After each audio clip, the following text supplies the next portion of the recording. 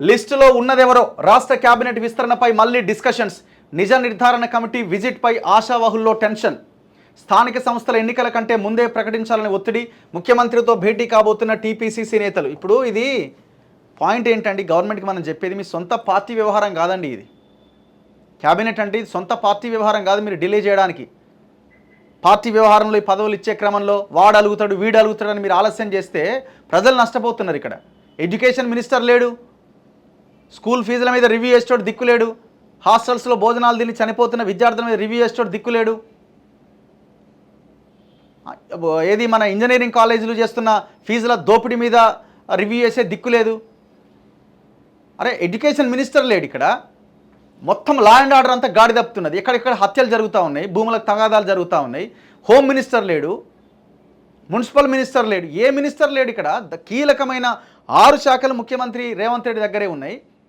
తక్షణం మీరు cabinet expansion చేసి ఆయా శాఖలకు మినిస్టర్లను పెట్టాలి. 6 నెలలు అయిపోయింది, ఇంకా 6 మినిస్టర్లు పెండింగ్లో ఉంటే ఎట్లా? ఇదే మీ పార్టీ వ్యవహారం కాదండి. దయచేసి ఇది మీ పార్టీ వ్యవహారం కాదు. ఆయన ఫీల్ అవుతాడు ఈయన ఫీల్ అవుతాడు అనుకుంటే ఎవడు ఫీల్ అయితే మాకేంది, మీరు ఫీల్ అయితే మాకేంది? జనం ఇబ్బంది పడుతున్నారు కదా. ఇక్కడ ఈయనకి ఇస్తే ఆయన ఫీల్ అవుతాడనో, ఆయనకి ఇస్తే ఇంకొక ఆయన పార్టీలో ఉండడానో, లేకపోతే వేరే పార్టీ నుంచి వచ్చి ఒక పెద్ద లీడర్ వస్తున్న ఆయన కోసం ఆపుతున్నామనో మీ డ్రామాలు బంద్ పెట్టండి. మీ పార్టీ పదవుల్లో చూసుకోండి మీ లెక్కలేందో.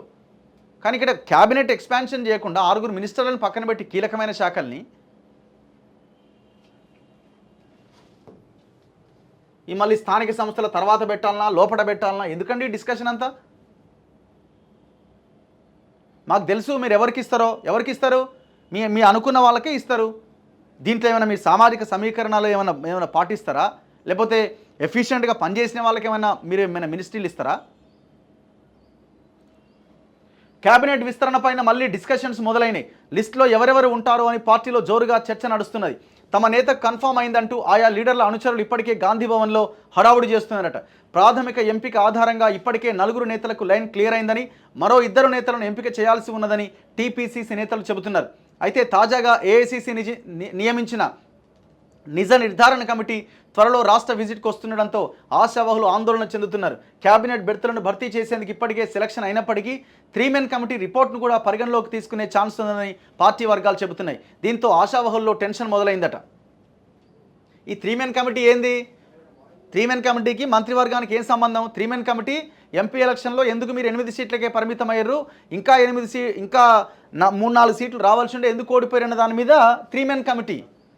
3 మెన్ కమిటీకి క్యాబినెట్ ఎక్స్పాన్షన్కి సంబంధమే లేదు. దానికి దీనికి లింక్ పెడతారు.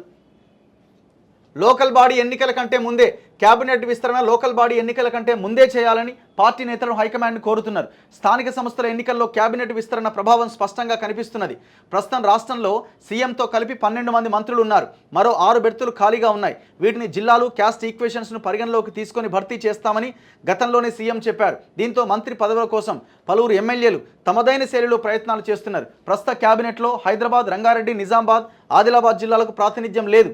దీంతో క్యాబినెట్ విస్తరణలో ఈ జిల్లాలకు అవకాశం కల్పిస్తూనే సామాజిక వర్గాల వారీగా భర్తీ చేయబోతున్నామని పార్టీ నేతలు వెల్లడిస్తున్నారు.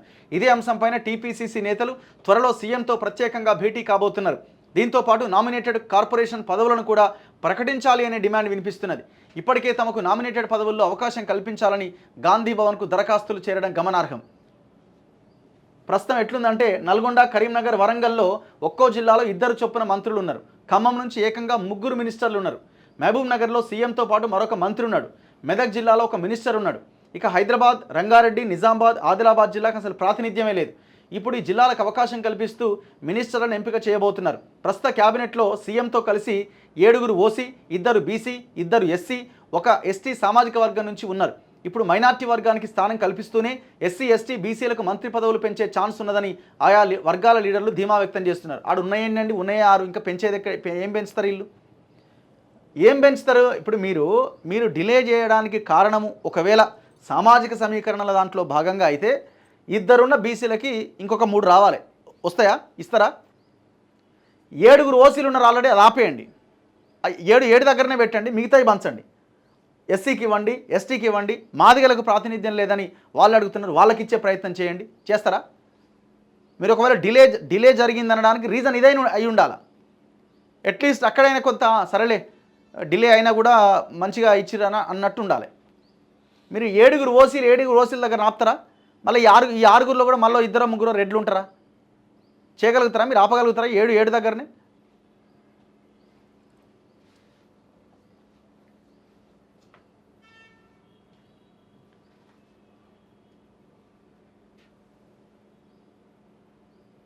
ఇగో పార్టీ వర్గాల లీకుల ప్రకారం అట సుదర్శన్ రెడ్డి అక్కడ నిజామాబాద్కు ఒక్కరు కూడా లేరు కాబట్టి అక్కడ గెలిచిన ఎమ్మెల్యేల్లో సుదర్శన్ రెడ్డి సీనియర్గా ఉన్నారు. సో సుదర్శన్ రెడ్డికి మంత్రి పదవి వచ్చే అవకాశాలు ఎక్కువగా కనబడుతున్నాయి. మరి ఇక్కడ నేను రెడ్డే కదా.